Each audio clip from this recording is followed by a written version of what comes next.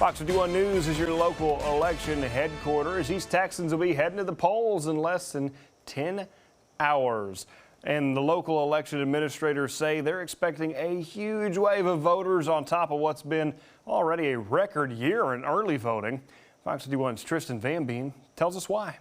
East Texans are showing up to the polls in record numbers, boosting primary voter turnout metrics across several counties. In Smith County, election officials report they have seen thousands of more voters in the 2026 primary than they have seen in the past primaries. We had roughly 27,000 voters come out for early voting. We've seen 8,000 more voters come out for the early voting period. So we're hoping that trend continues into tomorrow. Alcon believes the spike in voter turnout could be caused by the number of competitive races on the ballot. Local Democrats say their party is currently outpacing Republican voter turnout in areas long considered conservative strongholds. We've had several precincts that have normally voted red. We've had closer races, more Democratic turnout in several of those precincts than we've had before, which is really putting those races closer. In several, we've had even shifted a couple of precincts from red to blue. As midterm history has shown, any shift in voter turnout numbers can also be caused by people feeling unsatisfied with the current party in power. Traditionally, for midterms, the party in power doesn't do as well.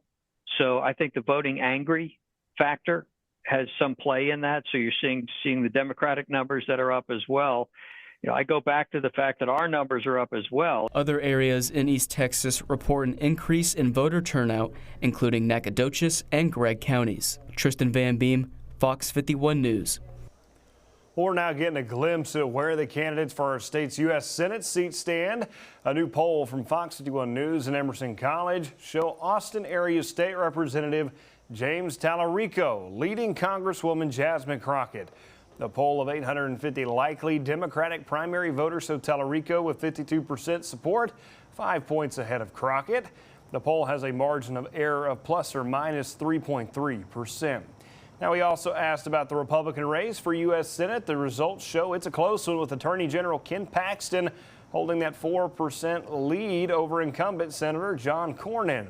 U.S. Congressman Wesley Hunt is polling third. However, no candidate seems like they'll be able to pull in that 50% of votes needed to avoid a runoff.